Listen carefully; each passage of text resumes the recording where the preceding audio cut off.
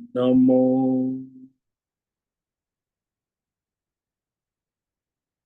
भगवते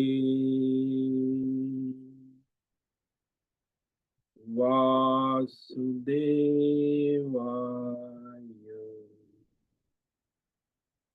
ओम नमो भगवते वासुदेवाय। ओम नमो भगवते वासुदेवाय। ओम नमो भगवते वासुदेवाय। ओम नमो भगवते वासुदेवाय। ओम नमो भगवते वासुदेवाय। ओम नमो भगवते वासुदेवाय। ओम नमो भगवते वासुदेवाय।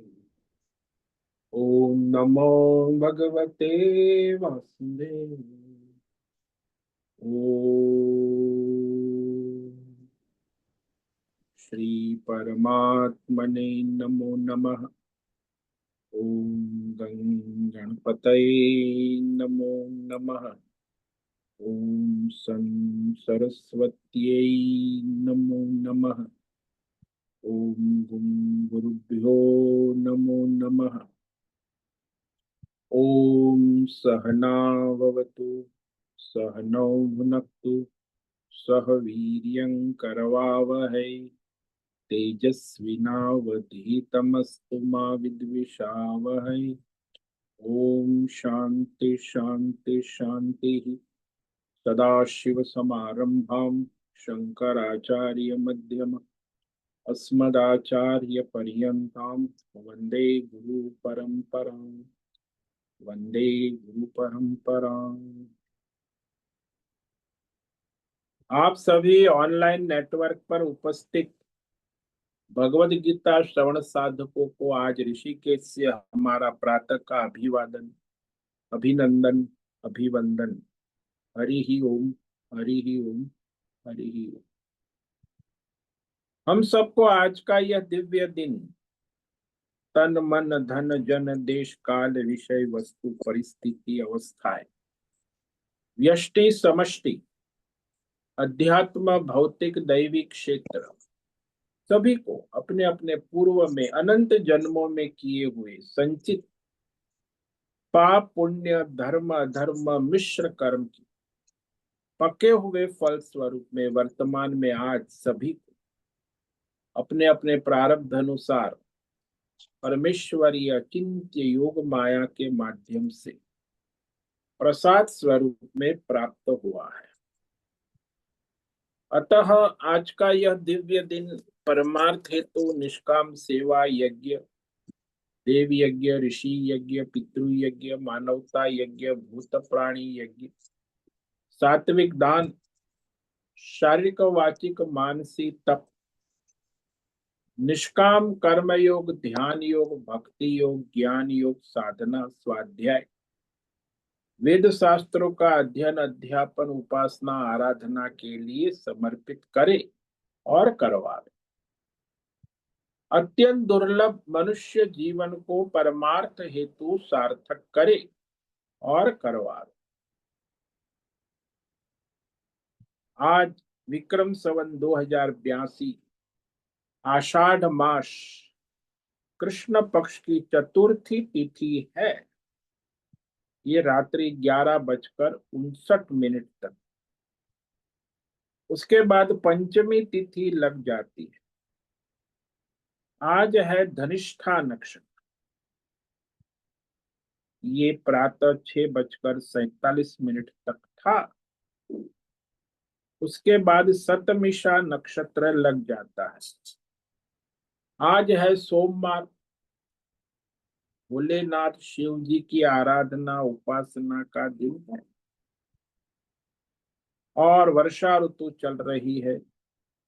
ऋषिकेश का रात्रि का सुबह का 4 बजे का न्यूनतम तापमान 21 डिग्री रहा है और दिन का दोपहर का 2 बजे का अधिकतम तापमान 34 डिग्री रहा है।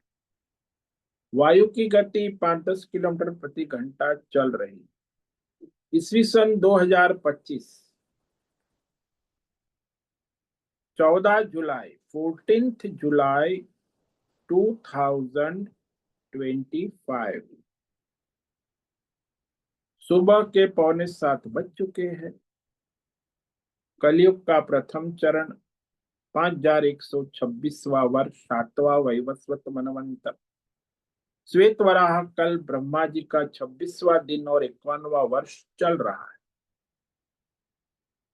तो ऐसे अनंत कोटि ब्रह्मांडीय परमेश्वरी अचिंत्य योग माया में हमारा यह एक ब्रह्मांड, इस ब्रह्मांड में यह पृथ्वी लोक में समुद्र के ऊपर जम्बू द्वीप में विश्व का एकमात्र वैदिक राष्ट्र भारत में उत्तर हिमालय प्रांत में उत्तराखंड राज्य टिहरी जिले में हिमालयन शिवालिक पर्वतमाला के अंतर्गत मणिकुट पर्वत के ऊपर नीलकंठ महादेव के सामने ऋषिकेश नगरी में मुनि की रेती प्रांत में शीशम जाड़ी अवधूत बाड़ा आश्रम के सी ब्लॉक के पहले माले से 5 नंबर कमरे से गंगा किनारे से हम स्वामी उत्तमानंद सरस्वती भगवत गीता के आचार्य शिष्य स्वामी चिन्मयानंद सरस्वती महाराज चिन्मय मिश्र कैवल्याद्वैत वेद व्यास भगवत पाद शंकराचार्य की श्रृंगेरी संन्यास परंपरा से शिक्षित दीक्षित सनातन वैदिक भारतीय हिंदू धर्म अनुसार संपूर्ण भगवत गीता ज्ञान यज्ञ ऑनलाइन चैतन्यमय जीवन लाइव प्रसारण जूम एवं यूट्यूब के अंतर्गत व्याख्यान माला में अध्याय 13 क्षेत्र क्षेत्रज्ञ विभाग योग के श्लोक नंबर 7 पर संस्कृत एवं हिंदी में व्याख्यान करेंगे। दिव्य पवित्र सरल व्यावहारिक सटीक पूर्ण वर्ण अक्षर पद वाक्य पंक्ति श्लोक अध्यायों की संगति संधि अन्वय शब्दार्थ वाक्यार्थ भावार्थ रहस्यार्थ तत्वार्थ के यथार्थ तात्पर्य सहित वैदिक शास्त्र वेद व्यास साहित्य शांकर भाष्य एवं परंपरागत सन्यासी आचार्यों की टीका टिप्पणी सहित आज का यह भगवद गीता व्याख्यान करेंगे। कृपया आप सभी श्रद्धा भक्ति ध्यान से परिपूर्ण होकर के यह दिव्य श्रवण साधना करें। इसमें से कुछ ग्रहण करे, कुछ धारण करे, कुछ अपने जीवन में चरितार्थ करे और उसमें निरंतरता लाए। अपनी अपनी आध्यात्मिक भौतिक दैवी अशांति द्वंद्व मोह विक्षेपों से रहित होकर के अपने अपने अधार्मिक अशास्त्रीय परंपरागत भ्रम भ्रांतियों से रहित होकर के अपने अपने शरीर इंद्रिय प्राण मन वचन कर्म और बुद्धि से एक रूप एकाग्र होकर के शुद्ध सात्विक सूक्ष्म विवेक बुद्धि करे। वेद शास्त्र एवं आचार्य परंपरा अनुसार विवेक बुद्धि करे और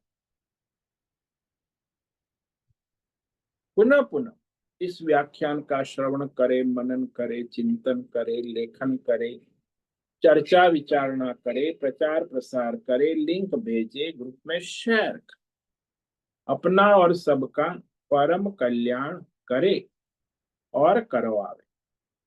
ओम तत्सत। ओम ओम। तो हमने श्रीमद् भगवद गीता अध्याय 13 क्षेत्र क्षेत्रज्ञ विभाग योग में जो भगवान आत्मज्ञान में स्थिति बनाने के लिए साधन और साधना कहते, और यह साधन साधना अनिवार्य है, तभी जाके वो आत्मज्ञान में स्थिति बन पाती।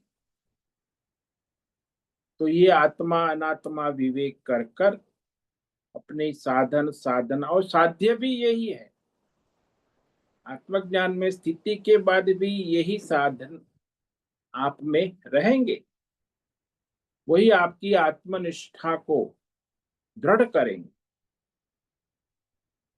तो आत्मज्ञान प्राप्ति के भी साधन है और आत्मज्ञान में स्थिति का भी ये साधन है।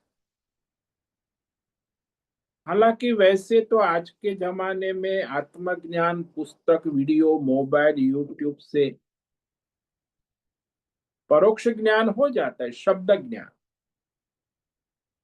प्रोफेसर को होता है ऐसे, लेकिन उसमें स्थिति बनना, अनुभूति, अपरोक्ष, वो स्थिति केवल इस गुणों से होगी, साधन साधना से। ये सारे दैवी गुण है, दैवी साधना है, परमार्थ की साधना है, और इसको जीवन में चरितार्थ करना आवश्यक है। तभी जाके मनुष्य अपने लक्ष्य परमार्थ को सिद्ध करता है। अमानित्वमदम्भित्वम् अहिंसा क्षान्तिरार्जवम् आचार्योपासनं शौचम स्थैर्यम् आत्मविनिग्रहः। अमानित्वम सबसे पहला गुण है, जो आज की दुनिया में संभव नहीं है। लोगों तो सब श्रेष्ठ बनने की होड़ लगी है दुनिया में, बच्चा हो, युवा हो, वृद्ध, मैं सबसे श्रेष्ठ। तो श्रेष्ठता के होड़ में न रहना और उसका अभिमान न करना। जो लोग आज श्रेष्ठ नहीं है, वो लोग श्रेष्ठता की होड़ में लगे, और जो श्रेष्ठ हो चुके हैं उनको अपनी श्रेष्ठता का अभिमान चढ़ गया है, इसीलिए दोनों गए, परमार्थ नहीं कर सकते। तो उसे मानित्वम कहते, श्रेष्ठता का। ढोंग पाखंड भी करते कई लोग कि मैं श्रेष्ठ हूं, दिखावा करते हैं, तो उसे अदम्भित्वम कहा। अरे भाई, झूठी दिखावट ना करे, न धर्म का दिखावा करे, न योग का, न साधना का। जैसे है वैसे अपना स्वधर्म करे, प्रारब्ध के अनुसार जो है नित्य नैमित्तिक अपने कर्म ईश्वर के लिए करे। दंभ, दिखावा, ढोंग, पाखंड, ये सब जो है आज के युग में सामान्य हो गया है। इसीलिए वो मनुष्य धर्मात्मा का भी दिखावा करता है, वो परमार्थी नहीं हो सकता। धर्मध्वजी, आजकल धर्म की राजनीति करने वाला कभी धर्मात्मा परमार्थी नहीं हो सकता। वो तो कूटनीति है, दंभ ढोंग पाखंड करेगा। इस्लाम में तो धर्म और राजनीति साथ में ही होती। जितना दंभ इस्लाम धर्म में है उतना दुनिया में किसी, ईसाई धर्म में भी बड़ा दंभ है। दंभ उनके धर्म गुरुओं में ही है, उनके बड़े बड़े, क्योंकि वह आचरण नहीं करते धर्म का। हाँ, इस्लाम में कुरान में कहा वो आचरण करो, बाइबल में कहा उसका चरितार्थ करके दिखाओ, नहीं दिखावा ही का। हमारे सनातन धर्म में भी ये सब कथाकार बथाकार धर्म गुरु आचार्य,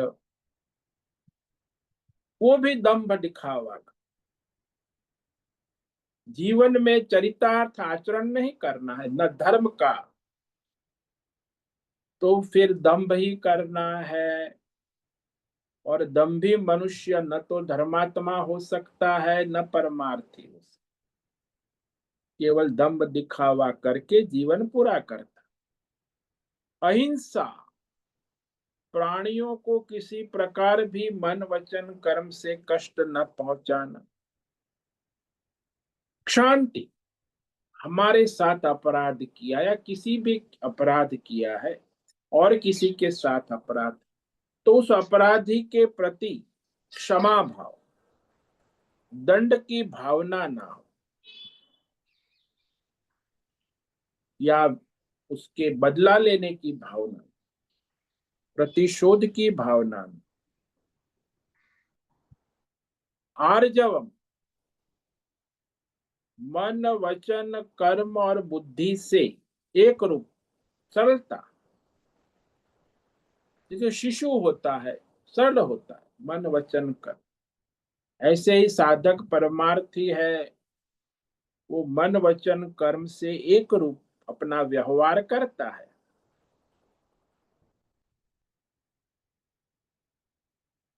इसको सादगी भी कहते हैं, सरलता भी कहते हैं कि सीधा साधा भोला भाला सरल बालक की जैसा। आचार्योपासन, जो आत्मज्ञान में स्थित है, ऐसे आत्मज्ञानी आचार्य की उपासना। उपासना का मतलब है उसके पास में रहकर सीखना, उसके सानिध्य में रहकर। उपासन, पास में आसन लगाना, रहना, तो उससे विशेष लाभ होता है। तो पास में रहकर सेवा शुश्रूषा भी हो जाती है और व्यवहारिक ज्ञान प्रकट हो जाता। शौचम, बाहर और भीतर। बाहर जो है शरीर है, वस्त्र है, रोटी कपड़ा मकान है, तन मन धन व्यवहार है, इसमें धर्म के अनुसार पवित्रता बनाए। शास्त्र धर्म परंपरा अनुसार शरीर, रोटी कपड़ा मकान और धन आदि व्यवहार में पवित्रता बनाए रखे। भीतर अपने अंतकरण में काम क्रोध लोभ मोह, उसको प्रतिपक्ष भावना, विरोधी भावना से, कामना आ गई तो निष्काम हो जाए, क्रोध आया तो क्षमा कर दे, लोभ आया तो दान कर दे, अहंकार आया तो विनम्रता कर दे, उसका विरोधी लगाए तो मन जो है पवित्र हो जाता है। स्थैर्यम, अपने लक्ष्य में दृढ़ निश्चय, स्थिरता, लक्ष्य अनुसंधान निरंतर और उससे विचलित ना हो।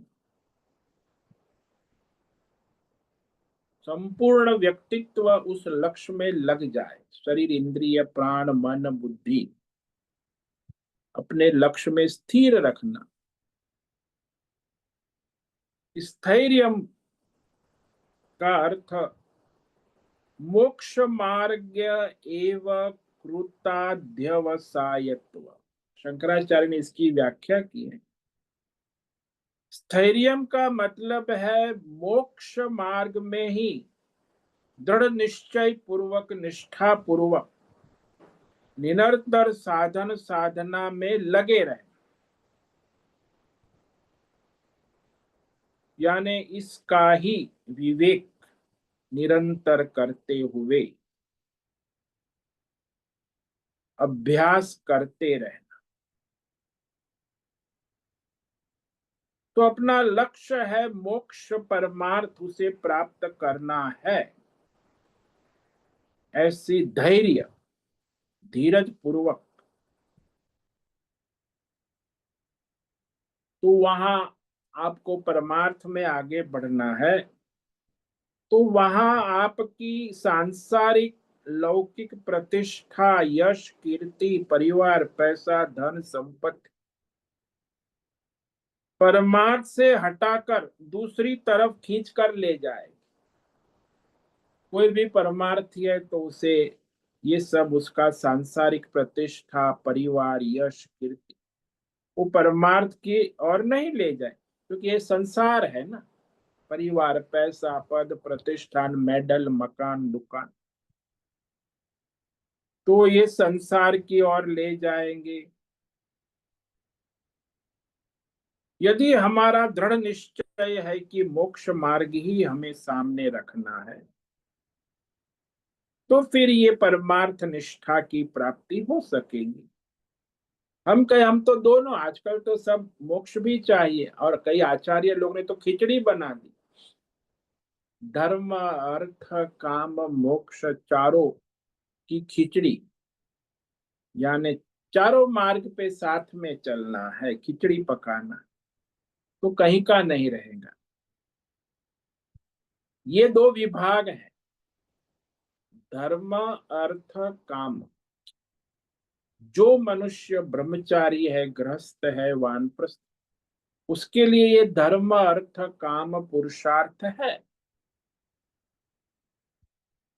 और जिसका लक्ष्य संसार है, संसार की कामना पूर्ति है, उसे धर्म अर्थ काम उसका साधन है। लेकिन जिसका लक्ष्य परमार्थ है, मोक्ष है, उसे धर्म सहायक हो सकता है, लेकिन अर्थ और काम तो सहायक नहीं हो। उसे निष्काम होना हो और परमार्थ में लगना होगा, तो मोक्ष मार्ग में आगे बढ़ सकता है। तो धर्म का धारण कर निष्काम भाव से अपना नित्य कर्म, नैमित्तिक कर्म, स्वधर्म ईश्वर को समर्पित भाव से करता है, तो मोक्ष मार्ग में आ जाता। सकाम भाव से करेगा तो संसार में ही घूमता है, और निष्काम भाव से करेगा तो मोक्ष मार्ग में आ जाता। तो इस तरह ये अपने परमार्थ में स्थिरता बनाए रख, यानी दृढ़ निष्ठा पूर्वक मन वचन कर्म और बुद्धि से निरंतर प्रयत्नशील रहना। और इसके लिए अब कहा आत्म विनिग्रह। परमार्थ मोक्ष लक्ष्य में स्थित होने के लिए ये जो है क्षेत्र, आत्म यानी क्षेत्र, इसका संयमन नियमन शास्त्र धर्म परंपरा अनुसार कर आत्म विनिग्रह। आत्म शब्द की कई व्याख्या हमारे शास्त्रों में। आत्मा शब्द का अर्थ मन भी होता है, अंतःकरण होता है, शरीर होता है, देवता भी होता है, पुत्र भी होता है, पत्नी भी होती है, पति भी होता है। 18 अर्थ है आत्मा। तो जब आत्मा शब्द आए तो वहां उस श्लोक के अनुसंधान में, श्लोक में लिखा है जाया वही आत्मा, तो इसका अर्थ हुआ कि पत्नी आत्मा है, तो यहाँ पत्नी को आत्मा के रूप में कहा। पुत्रो वही आत्मा शास्त्र में, तो श्लोक के अनुसार पुत्र आत्मा है। ऐसे आत्मा के 18 से भी ज्यादा अर्थ है। इसलिए यहाँ आत्मा का अर्थ है आपका संपूर्ण क्षेत्र, पंच महाभूत, पंच विषय, 5 ज्ञानेन्द्रिया, 5 कर्मेंद्रिया, मन बुद्धि चित्त अहंकार, 24 तत्व। इसको शास्त्र के अनुसार, धर्म के अनुसार नियंत्रण में रखना, संयम में रखना, विनिग्रह।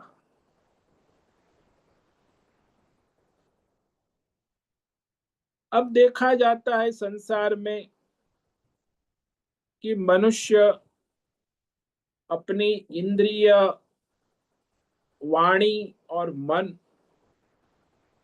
को भी संयमित नियमित नहीं रख सकता। क्यों? क्योंकि वह कामना वाला है, वासना वाला है। उसकी जैसी कामना होगी, जैसी वासना होंगी, उस अनुसार उसकी इंद्रिय मन बुद्धि एक्टिवेट हो जाती। आप देखो, बाजार में जाते हैं तो, होटल में जाते हैं तो, सबकी इंद्रियां अपनी अपनी कामना वासना के अनुसार एक्टिवेट हो जाती। अब उसको काबू में रखना कि आवश्यक क्या है, धर्म क्या।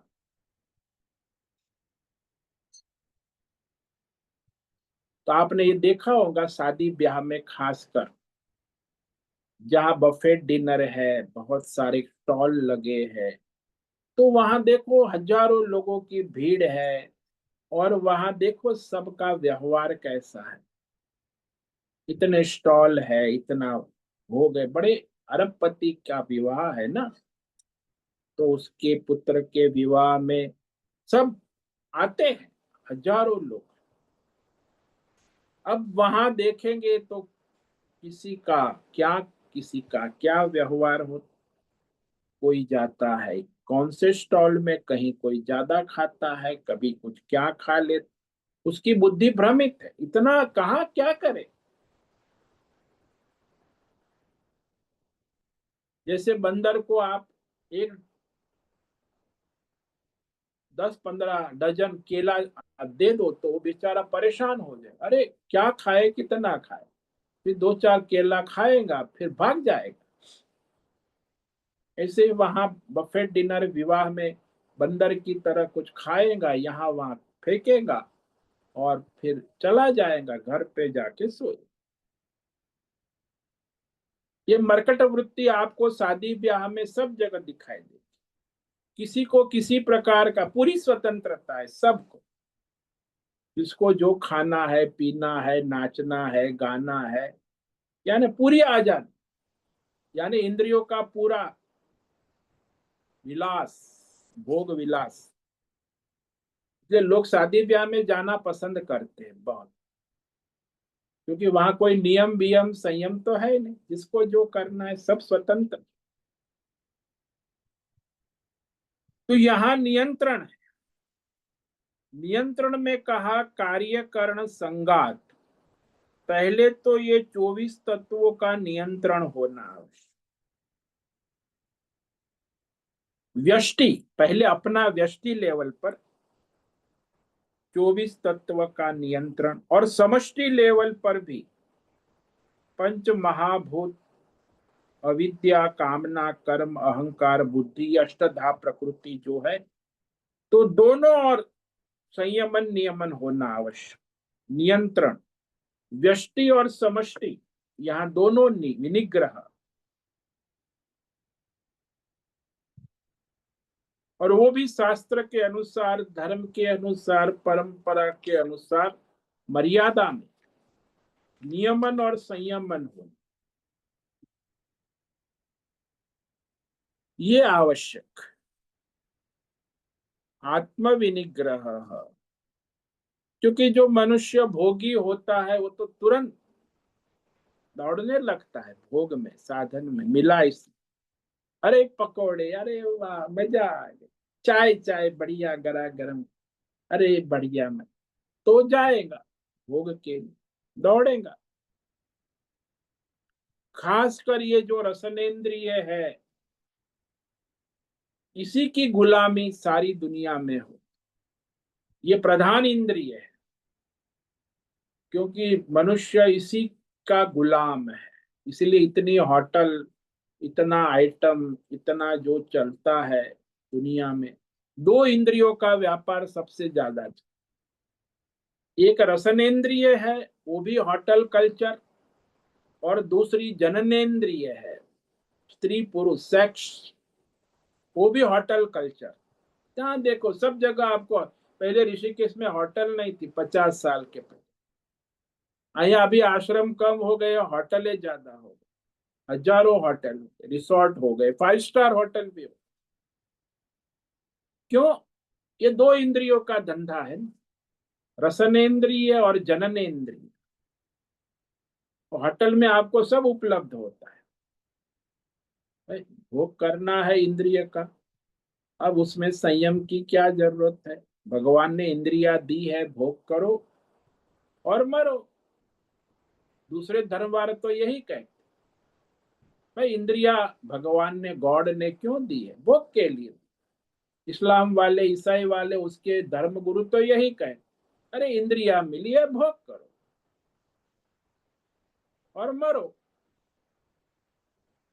फिर अल्लाह आपका हिसाब करेगा। God will save you, you don't worry, you enjoy, God will save you. और आप भोग करो, अल्लाह जो है कयामत के दिन आपका हिसाब करेगा और आपको माफ कर देगा, कोई चिंता की बात। तो इस तरह का ये जो आसुरी धर्म होता है, वहां कोई नियम संयम नाम की चीज नहीं हो सकती। हमारे सनातन धर्म में भी है, भोग करो, भगवान को चढ़ाओ, भोग। अरे भाई, धर्म शास्त्र नियम के अनुसार करो, ये नहीं हो। अब यहाँ जो है यम नियम जो कहा, वही है आत्मविनी का अष्टांग योग। और शम दम यानी इंद्रियों का संयम।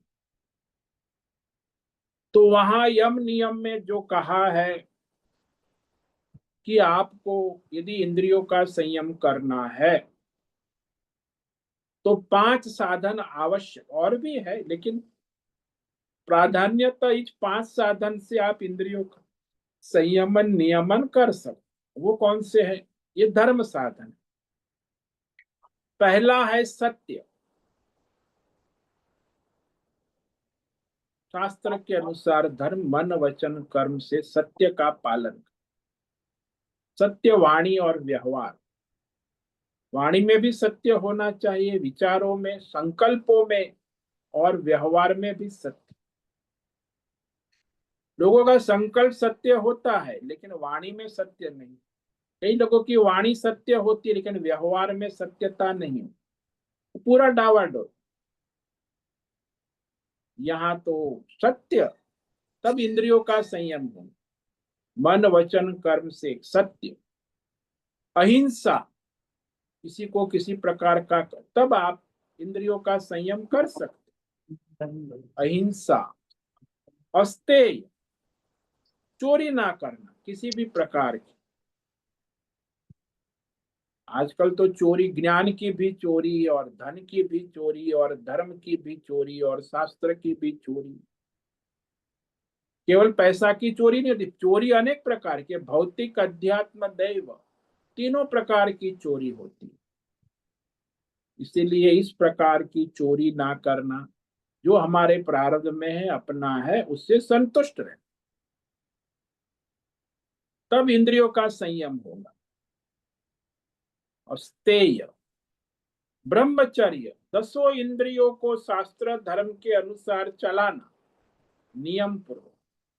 जैसे आप रास्ते पे कार चलाते हैं तो ट्रैफिक के नियम के अनुसार कार चलाना, ऐसे ही वेद शास्त्र परंपरा अनुसार जो नियम है, इंद्रियों के व्यवहार है, संयम नियम, उस अनुसार अपनी इंद्रियों को संसार के विषयों में चलाना, इसे ब्रह्मचर्य कहते हैं। ब्रह्मचर्य का मतलब एक, कई ब्रह्मचर्य की व्याख्या इतनी भ्रमित है ना दुनिया। वही कहते एक इंद्रिय का संयम होगा, जननेन्द्रिय, सेक्स कंट्रोल कर लिया तो ब्रह्म, ऐसा नहीं है। 10 इंद्रियों का संयम है, 5 कर्मेंद्रिय और 5 ज्ञानेन्द्रिय, और उसे धर्म शास्त्र के अनुसार लगाना, अपने अपने स्वधर्म में, कर्तव्य कर्म में, धर्म कार्य परमार्थ में इंद्रियों को लगाना, इसे ब्रह्मचर्य कहते। और अपरिग्रह, किसी प्रकार का संग्रह ना, आवश्यकता है उतना ही, बाकी सब जो है परमार्थ में धर्म में लगा दे। संग्रहखोरी ना कर, अपरिग्रह, तभी आप इंद्रियों का संयम नियमन कर सकते। अब आप झूठ में पड़े हो, हिंसा में पड़े हो, चोरी चकारी हर प्रकार की कर रहे हो, और फिर कोई संयम इंद्रियों का नहीं है, और फिर इस प्रकार आप इंद्रियों का संयम कर कभी नहीं हो पाए। संग्रह करके बैठे हो, भोग संग्रह, तो इंद्रियों का संयम नहीं होगा। वो तो संग्रह करेगा तो भोग करेगा, किसके लिए? अधिक भोग करेगा, जितना अधिक संग्रह करेंगे उतना अधिक भोग करेगा। तो योगी नहीं हो सकता संग्रहखोरी मनुष्य। इसीलिए पहला इंद्रियों का संयम करने के लिए 5 साधन अनिवार्य: सत्य, अहिंसा, अस्तेय, ब्रह्मचर्य और अपरिग्रह। तब आप इस इंद्रियों को संयमन नियमन कर परमार्थ में लगा सकते। दूसरा है अंतकरण, मन की वृत्तियों का नियमन करना। ये सूक्ष्म है। ये इंद्रिया का तो स्थूल है, आपको समझ में आएगा, इंद्रिया भी, लेकिन अंतकरण मन है वो सूक्ष्म है। वो अंतकरण मन का संयमन नियमन करने के लिए आचार्य ने 5 साधन: शौच, संतोष, तप, स्वाध्याय, ईश्वर प्रणिधान। शौच तो हमने देखा, पवित्रता, धर्म के अनुसार, शास्त्र के अनुसार। संतोष, प्रारब्ध के अनुसार जो भी हमें रोटी कपड़ा मिल जाए उससे संतुष्ट रहे।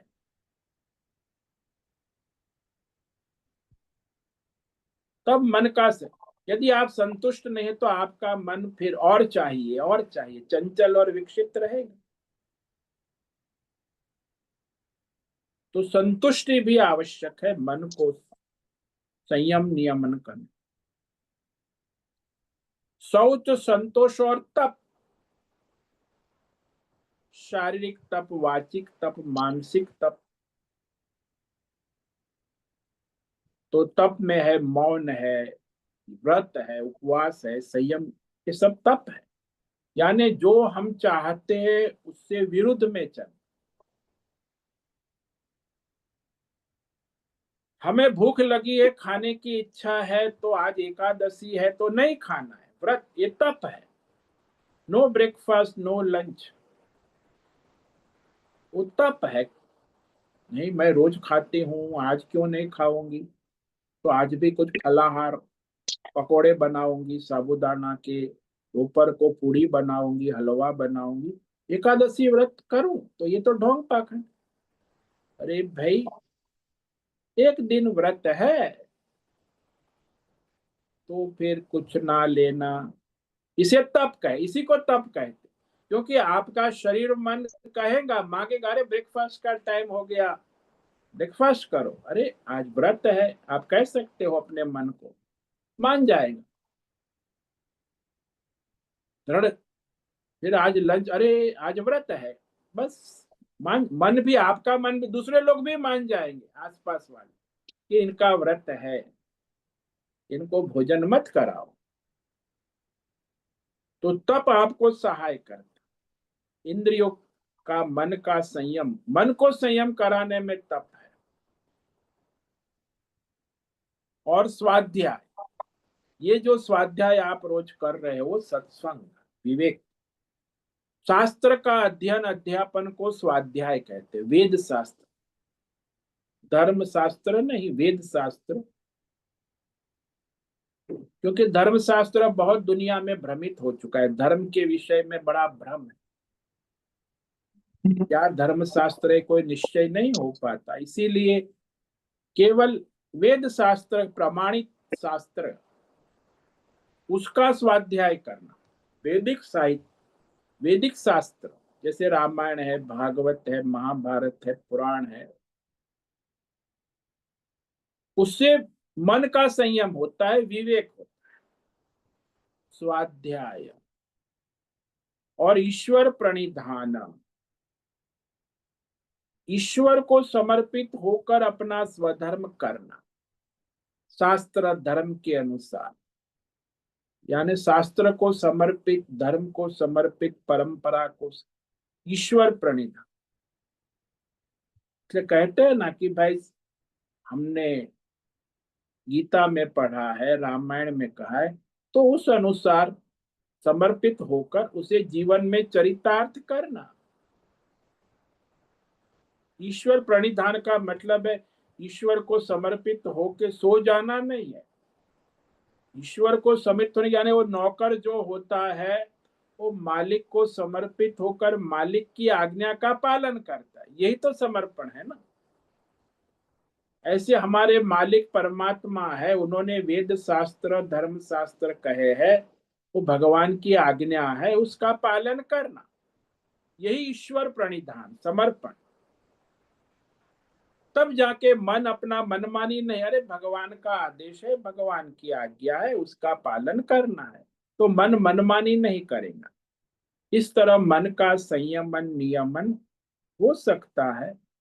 अन्यथा फिर मनमानी मंकी, मन की करो, आजकल तो मंकी युग है ना, सब अपनी मनमानी करो, किसी को धात्र धर्म परंपरा से कोई लेना दे।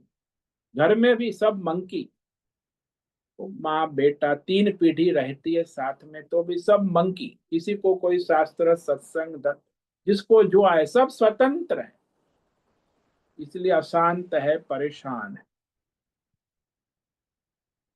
स्वाभाविक देखा जाए तो हमारा जो स्थूल सूक्ष्म शरीर है, क्षेत्र है, वो स्वाभाविक रूप से बहिर्मुख है, भौतिक अध्यात्म दैव सांसारिक विषय कार्यों में लगा रहता है, उसका स्वभाव ही ऐसा है।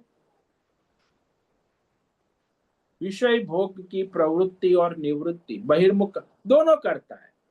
जो उसे विषय भोग प्रिय है उसमें प्रवृत्ति करता है, जो विषय भोग उसे अप्रिय है उसमें निवृत्ति का पुरुषार्थ, दोनों पुरुषार्थ।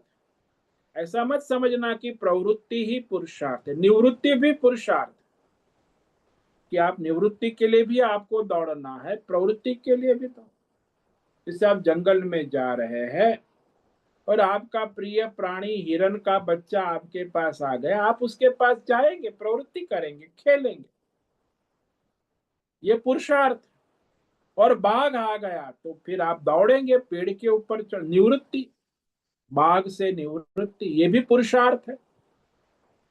तो दोनों पुरुषार्थ है, प्रवृत्ति और निवृत्ति। सांसारिक कार्यों की प्रवृत्ति निवृत्ति में दिन रात लगे रहते, तो वहां से हटाकर उसे परमार्थ मार्ग में मोक्ष के लिए लगाना, स्थिर करना। क्योंकि यहाँ मनुष्य संसार में लगता है, क्यों? कामना से लगता है, सकाम, अज्ञान से कामना, कामना से कर्म, और कर्म से फल, और उसी में वो घूमता रहता। तो मनुष्य का मूल जो है संसार में प्रवृत्ति का कारण तो अज्ञान ही है। अज्ञान के कारण वो कामना करता है, कामना से फिर कर्म, ये क्षेत्र जो है 24 तत्वों में कर्म करता है, और कर्म से फल भोगता है, फल भी 24 तत्वों में ही आता है। तो कर्म और फल दोनों क्षेत्र में ही आते जाते रहते हैं, तो वहां परमार्थ की कोई संभावना नहीं।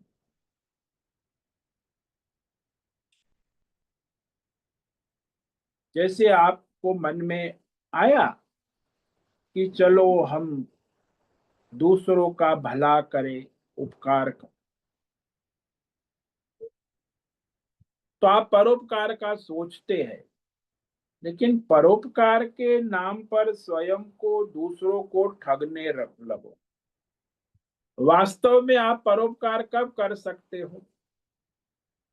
जब आप सबके अंदर अंतर्यामी परमात्मा को देखते, सर्वभूतात्म भूतात्मा दृष्टि होगी, तब आप वास्तविक में दूसरों का और सबका उपकार कर सकते हो। नहीं तो फिर आप अपना धंधा करोगे। इसलिए वास्तव में जो परोपकार, सबका हित भला कल्याण करने वाला है, वो आत्मज्ञान, आत्मनिष्ठ, जिसे सब में अपने परमात्मा आत्मीयता है, और जिसको अपने परिवार में, अपनी संस्था में आत्मीयता है, वो आत्मनिष्ठ नहीं। आजकल आध्यात्मिक संस्थाएं चलती है, वो सबका हित नहीं कर सकती, वो अपनी संस्था का हित करेंगी, या परिवार वाले अपने परिवार, बेटा बेटी, भाई बहन, माता पिता का हित करेंगे। तो यहाँ सर्वभूतात्मा नहीं हो, क्योंकि वहां जो है अपना कामना है, अज्ञान है और अपना स्वार्थ है। सबका हित वही कर सकता है जो निष्काम है, परमार्थ। उपकार करने में भी दूसरों को अपने से अलग करके कुछ करते हो तो दूसरे अपने आत्मा से अलग जानकर जब उपकार करोगे तब भेदभाव से ही करोगे, तो परमार्थ का खंडन हो जाएगा। ये अपना है, ये पराया है, ये एनजीओ संस्थाएं सब चलती है, सब क्या है, खासकर इस्लाम ईसाई में तो जो उनकी एनजीओ वो केवल चैरिटी फॉर क्रिश्चियनिटी। इस्लाम में भी चैरिटी चलती है, धन किसके, charity for only, only for Muslim, और किसी के लिए चैरिटी नहीं। और को लूटो, और सबको लूटने का अधिकार है, केवल मुस्लिमों की चैरिटी सेवा। इस्लाम में भी वो, ईसाई में भी दूसरों को लूटो और फिर अपनी चैरिटी, अपने ईसाई धर्म का पालन बढ़ाओ। ये कोई परमार्थ नहीं है। केवल सनातन धर्म में ही ऐसा है कि सबका हित भला कल्याण, चैरिटी फॉर ऑल। लेकिन वो परमात्मा भाव होगा तब होगा ना। एकत्व दृष्टि, सर्वत्र सर्वभूतात्म भूतात्मा एकत्व दृष्टि, ये उसका रहस्य है परमार्थ का। क्योंकि सभी जीव चींटी से लेके ब्रह्मा विष्णु महेश सबके अंदर एक अखंड परमात्मा अंतर्यामी रूप से उपस्थित है। उस परमात्मा की मैं सेवा कर रहा हूं, ऐसा विवेक होना, समझना, जानना, ये रहस्यमय है। तो सदा सर्वत्र सब में परमात्मा भाव बना रहता है। और फिर वहां कोई भेदभाव नहीं रहता। हालांकि जो केवल कार्यकरण संघात क्षेत्र का उपकार, तो भेदभाव रहेगा। क्षेत्र का उपकार करना चाहता है, द्वैत दृष्टि होगी, मैं और तू, मेरा और तेरा। जब हम किसी को आत्मीय आत्म तत्व की तरह स्वीकार करते हैं तो फिर हम जो है अपना ही उपकार करते। जैसे मैं दृष्टांत दूं कि हम भोजन करते हैं तो हम यह नहीं सोचते हैं कि हम अपना उपकार कर रहे हैं, क्योंकि वह तो स्वयं के लिए आवश्यक मानते। उपकार करने में यह वृत्ति प्रवृत्ति है कि दूसरों को अपने से अलग जानकर उसके लिए कुछ करते, अपने से अलग जान, तो यह उपकार नहीं है, अपना ही स्वरूप है। जैसे माता पिता अपने पुत्र पर उपकार नहीं करते, अपनी ही सेवा करते। ऐसे किसी भी प्राणी को आप मदद करते हो, सहाय करते हो, तो अपनी आत्मा की ही सेवा करते हो। यहाँ दूसरा कोई है ही नहीं, तो उसका आत्मा हमारे आत्मा से एक रूप है, तो वहां भेदभाव नहीं। तब क्या होता है, एक क्षेत्र जो है 24 तत्व का तादात्म्य वहां हो जाता है कि दूसरा कोई नहीं। आत्मा का तादात्म्य होगा तो दूसरा नहीं आएगा, लेकिन क्षेत्र का तादात्म्य होगा तो मैं दूसरा हूं, वो दूसरा है, होगा। क्षेत्रज्ञ का तादात्म्य होगा तो एकत्व होगा। तो यहाँ बात ऐसी है, आपका संबंध किस, भाई आपकी पत्नी, आपका परिवार, आपका घर, आपके राष्ट्र के सभी मनुष्य आपकी आत्मा है, तो वहां दूसरा नहीं है, मैं ही हूं। क्षेत्र के दृश्य देखेंगे तो वो स्त्री है, मैं पुरुष हूं, क्षेत्र स्त्री पुरुष है, आत्मा तो स्त्री पुरुष नहीं है। तो फिर आप पति पत्नी दूसरा करोगे तो लड़ोगे, क्योंकि मैं स्त्री हूं वो पुरुष है, मैं पत्नी हूं पति है, मैं उससे दूसरा हूं वो मुझसे दूसरी है, तो मैं दूसरा हूं तू दूसरा है, उससे लिए भेदभाव वृत्ति प्रवृत्ति वो हटेंगे नहीं। यदि ये भेदभाव की वृत्ति हटाएंगे तो वास्तविक उपकार हो कि पत्नी मेरी आत्मा है, पति मेरी आत्मा है, पुत्र मेरी आत्मा है, पुत्री मेरी, बहन भाई माँ, इतना ही नहीं नौकर भी मेरी आत्मा है, जो नौकर है सेवक। तो क्षेत्र पर दृष्टि होगी तो भेदभाव होगा, और क्षेत्रज्ञ पर दृष्टि होगी तो एकत्व होगा। ये सीधा नियम है। आपकी दृष्टि आभूषणों पर रहेंगी तो आप भेदभाव करोगे, ये अंगूठी नेकलेस चैन बैंगल्स, भेदभाव रहेगा। लेकिन आपकी दृष्टि सुवर्ण पर है तो फिर आप किसी आभूषण से भेदभाव नहीं करोगे, चाहे अंगूठी हो नेकलेस हो बैंगल्स हो कोई भी हार हो, आप उस पे सुवर्ण दृष्टि बनाए रखें, भाई ये सुवर्ण है। सुवर्ण दृष्टि में भेदभाव नहीं हो। व्यवहार भी करेंगे आप अंगूठी के, लेकिन उसको सुवर्ण रूप से व्यवहार करें। ऐसे ही जब आपकी दृष्टि क्षेत्रज्ञ परमात्मा में अंतर्यामी में स्थित, तो सभी प्राणियों की अंतरात्मा से आप देखेंगे कि ये तो सब क्षेत्रज्ञ परमात्मा है। तो वहां फिर भेदभाव कहाँ होगा? क्षेत्र दृष्टि में भेदभाव होगा ही, क्षेत्रज्ञ दृष्टि में कोई भेदभाव नहीं।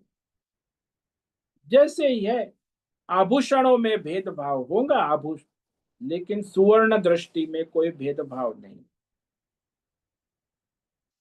तो इस प्रकार परमार्थ में लगा हुआ मनुष्य है आत्म विनिग्रह, यानी क्षेत्र से अपनी बुद्धि को हटाकर क्षेत्रज्ञ में लगाना, यही आत्म विनिग्रह है। अपनी सारी क्रिया को, कर्म को, धर्म को क्षेत्रज्ञ में समर्पित कर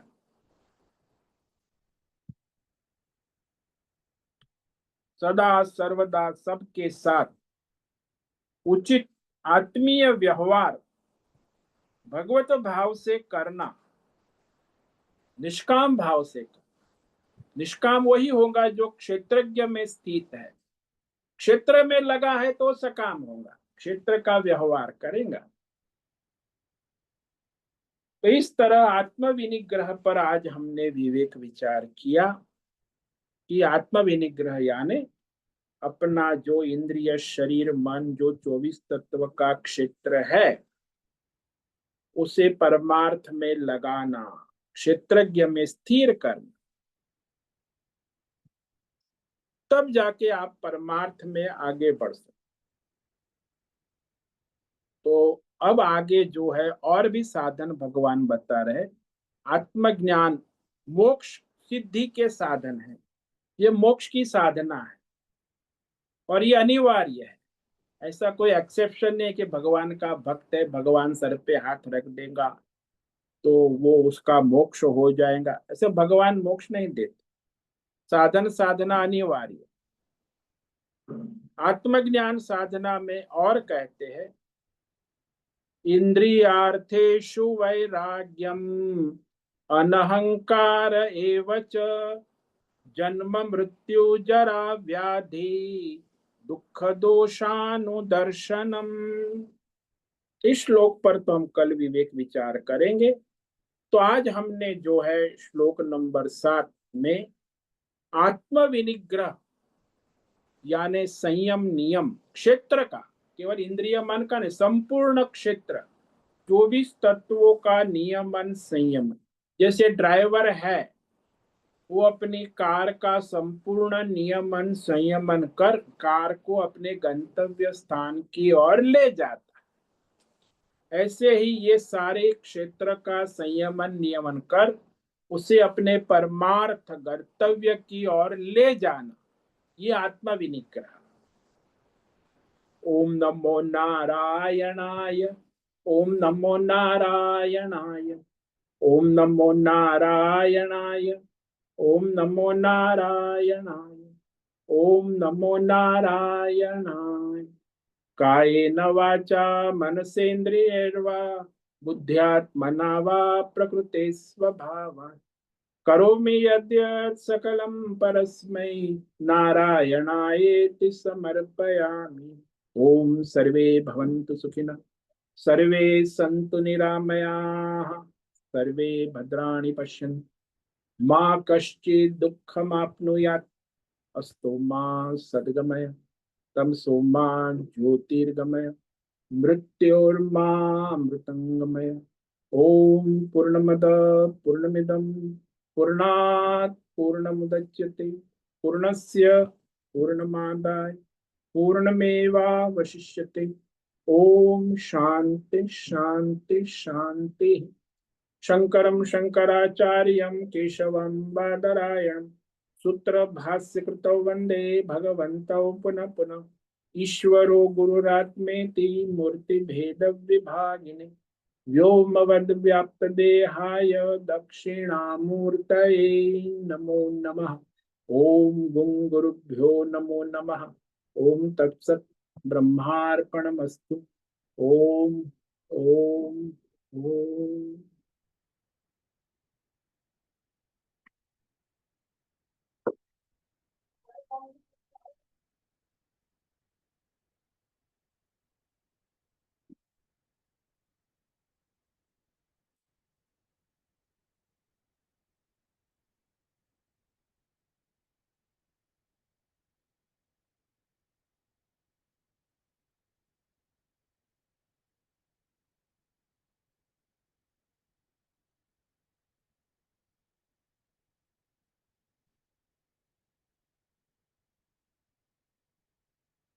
अभी प्रश्नोत्तरी का समय है। किसी भी साधक को प्रश्न है, अभी प्रश्न कर सकते हैं।